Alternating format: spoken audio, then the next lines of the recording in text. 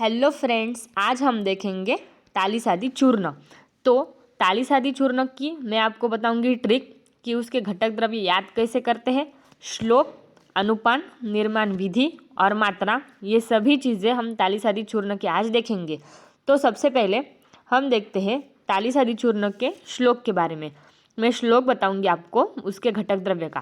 तालिसपत्रम मरीचम नागरम पिपली शुभा यथोत्तर भाग वृद्धयो प्रदिष्ट त्वग एला चार्धमागिके पिपल्य अष्टगुना चात्र पदया शीत शर्करा।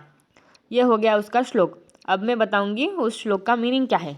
तालिस पत्र मरीचम नागर पिपली शुभा यथोत्तर भाग वृद्धयो, मतलब कि तालिस पत्र, मरीच, शुंठी, नागर यानी कि शुंठी, पिपली, शुभा, शुभा यानी कि वंशलोचन, ये सभी द्रव्य जो है वो यथोत्तर भाग वृद्धयो, मतलब कि बढ़ते क्रम में है। अगर तालिसपत्र 1 भाग लिया तो मरीच हमें 2 भाग लेना है, शुंठी 3 भाग, पिपली 4 भाग और वंशलोचन 5 भाग। ये हो गए तालिसपत्र से शुभाम यानी कि वंशलोचन तक। अब देखते हैं श्लोक के आगे वाली लाइन क्या है। प्रदिष्ट त्वग एला चार्धमागिके पिपल्य अष्टगुना चात्रपदया शीत शर्करा।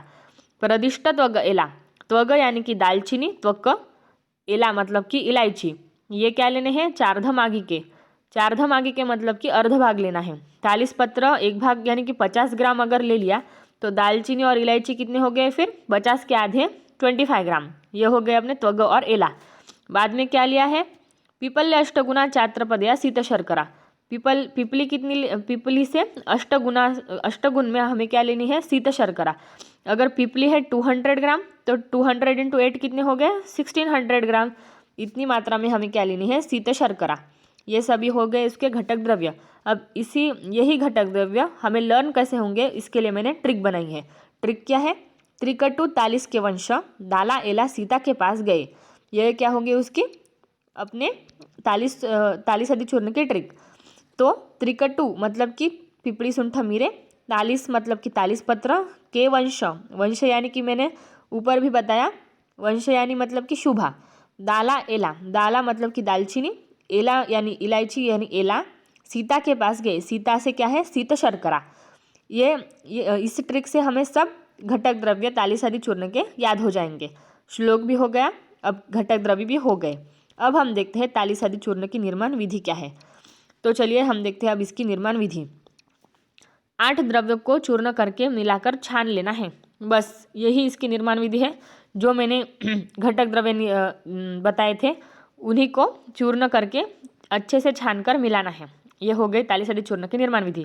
उसकी मात्रा क्या है, 1 से 3 मासा, अनुपान मधु। अब उपयोग बताती हूँ। उपयोग हम श्लोक भी लिख सकते हैं, अगर आपको श्लोक याद नहीं तो आप डायरेक्ट भी लिख सकते हैं। श्लोक क्या है इसका, श्वासकाश अरुचिहरम तच्चूर्ण दीपण परम रथपाण्डुग्रहणी रोगप्लीह शोथ ज्वरापहम हृत छर्दी अतिसार शुलग्न मूढ़वातानुलोमनम। ये हो गया उसका श्लोक, यानी कि ये कौन से डिसीज़ में उपयोग पड़ता है। श्वासकाश, अरुचि शोथनाशक, दीपन पाचन, ग्रहणी प्लीहा शोथ ज्वर, हृदरोग, छर्दी अतिसार, मूढ़वात का अनुलोमन करता है। ये हो गया उसके उपयोग। ये हो गया अपना तालिस आदि चूर्ण। मैंने तालिस आदि चूर्ण का क्या क्या बताया है आपको, श्लोक, ट्रिक, घटक द्रव्य की ट्रिक से आपको सारे घटक द्रव्य याद हो जाएंगे। बाद में निर्माण विधि बता दी है, मात्रा, अनुपान, उपयोग। ये पूरा हो गया अपना तालिस आदि चूर्ण।